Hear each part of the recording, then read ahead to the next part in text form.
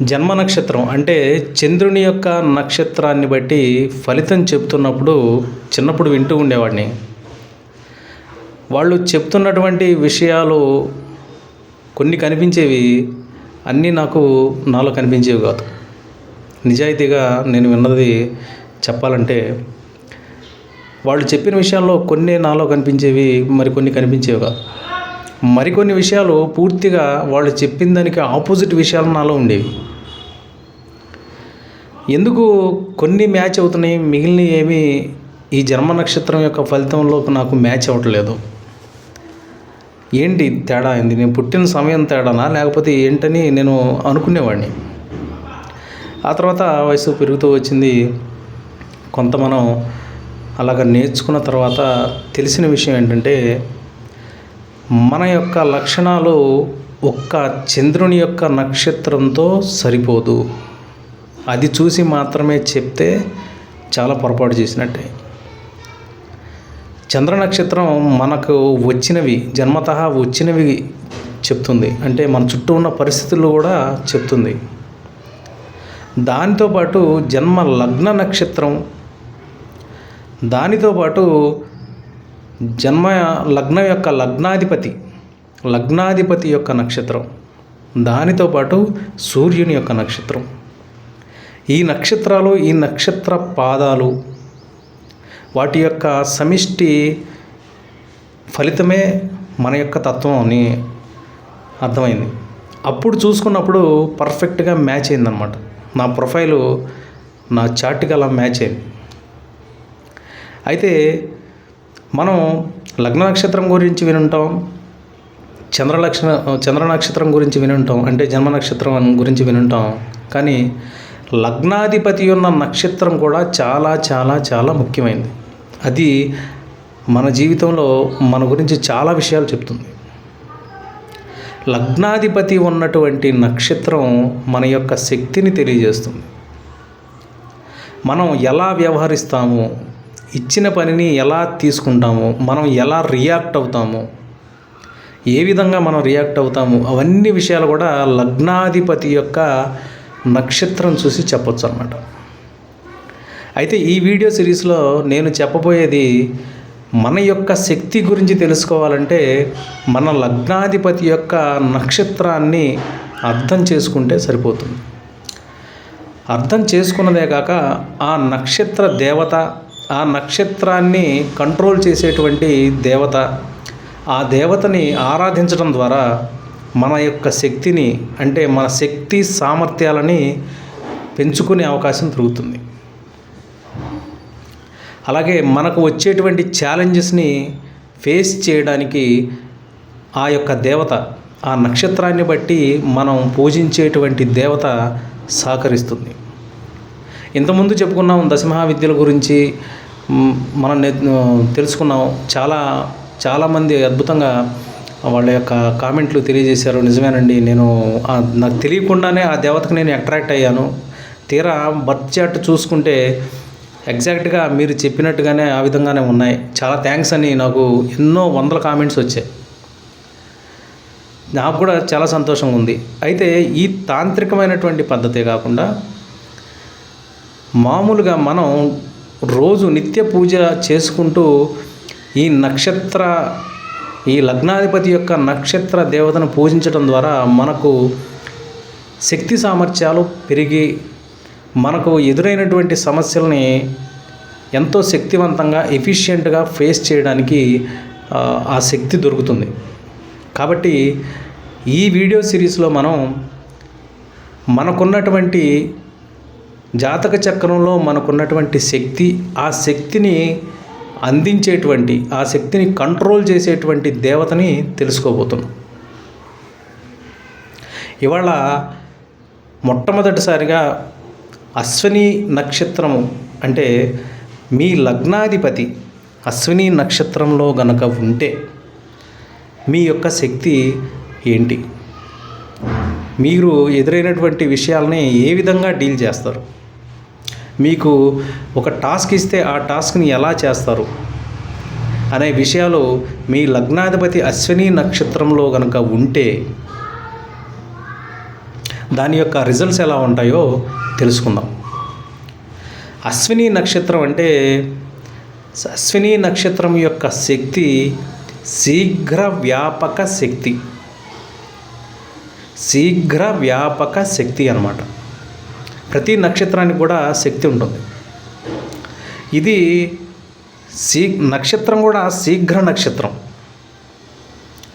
అలాగే క్షిప్ర నక్షత్రం అన్నమాట. అంటే చిన్నది, చాలా వేగవంతమైనది, చాలా తొందరగా చేరుకునేది. ఈ 3 క్వాలిటీసు మీ లగ్నాధిపతి అశ్వినిలో ఉంటే మీలో కనిపిస్తాయి. అంటే వాళ్ళ వ్యవహార శైలి చాలా ఫాస్ట్గా రియాక్ట్ అవ్వడం ఉంటుందన్నమాట.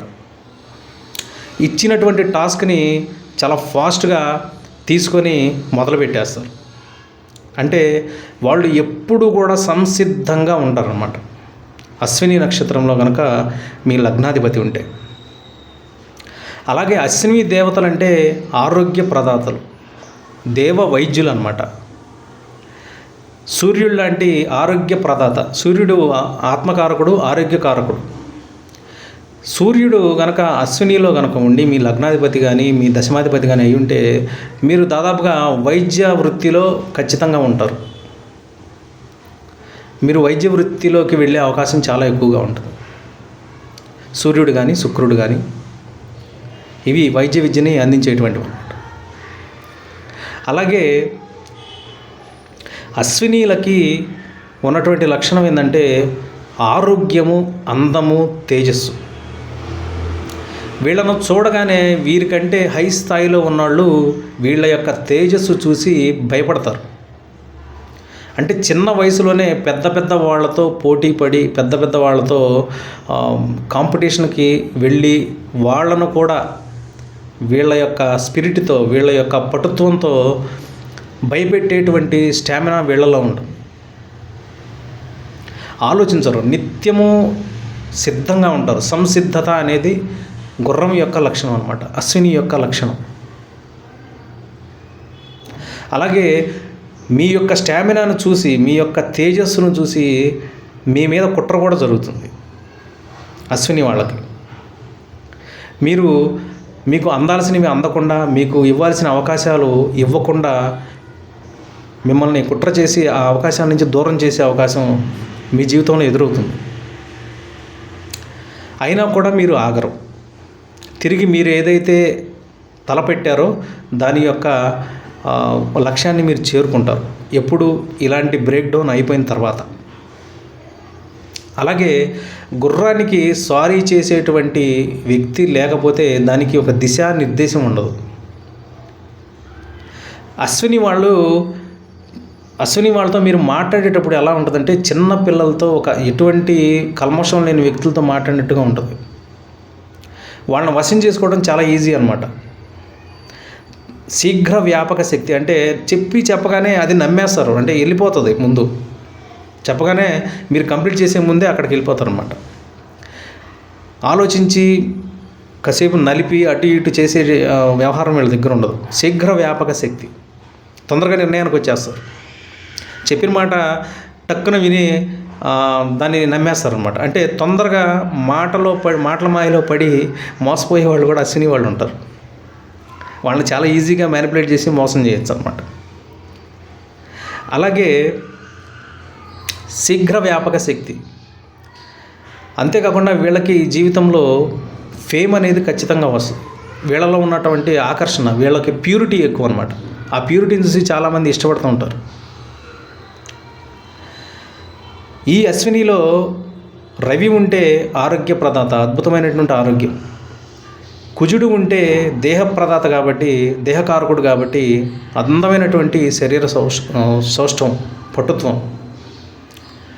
అలాగే రాహువు వాళ్ళ యొక్క స్పీడు, వీళ్ళకి మాయాజాలం యాడ్ అవుతుంది రాహువు ఉంటే కనుక. ఇంకా అద్భుతమైనటువంటి తెలివితేటలు వీళ్ళకి యాడ్ అవుతాయి. చాలా ఫాస్ట్గా ఉంటారు, చాలా ఇంటెలిజెంట్గా కూడా ఉంటారు. అయితే ఈ అశ్వినికి ఆ స్పీడ్కి వ్యతిరేకంగా ఉండేటువంటి వాళ్ళు ఇద్దరున్నారు. ఎవరంటే కేతువు, శని.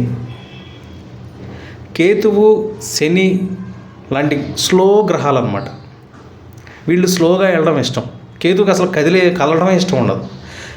ఈ రెండు కనుక అశ్వినిలో ఉంటే ఒకవైపు జీవితం ముందుకు నెడతా ఉంటుంది. అంటే అశ్విని యొక్క ఎనర్జీ వాళ్ళని ముందుకు నెడుతుంటుంది, కానీ వీళ్ళు కదలలేరు.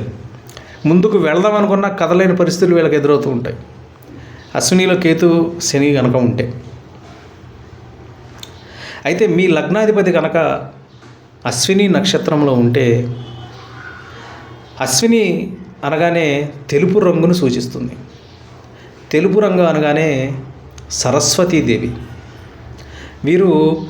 వీరి యొక్క శక్తి వీళ్ళకి అనుకూలంగా పనిచేయాలంటే సరస్వతీదేవిని నిత్యం పూజించడం ద్వారా. అలాగే అశ్విని అంటే గుర్రములు కాబట్టి హయగ్రీవ సంబంధించినటువంటి ఉపాసన కానీ, వాళ్ళ యొక్క మంత్రోచ్చారణ కానీ, శ్లోకాన్ని పఠించడం కానీ, స్తోత్రం పఠించడం కానీ చేయడం వల్ల. అలాగే హయగ్రీవ అనగానే మనకు గుర్తొచ్చేది లలితా సహస్రనామం. లలితా సహస్రనామం చేయడం వల్ల కానీ, అశ్వినిలో పడకూడని ప్లానెట్లు ఉండి పడకూడని కాంబినేషన్లు ఏమన్నా ఉన్నా కూడా వాటి యొక్క దుష్ఫలితాల నుంచి మీరు తప్పించుకోవచ్చు. అలాగే మీ లగ్నాధిపతి కనుక అశ్విని నక్షత్రంలో ఉంటే మీ శక్తికి ఈ దేవతలు సహకరిస్తారు, మీ శక్తిని పెంచుతారన్నమాట. ఇది ఇవాళ మీ అశ్విని నక్షత్రంలో మీ లగ్నాధిపతి ఉన్నప్పుడు ఉన్నటువంటి పరిస్థితి.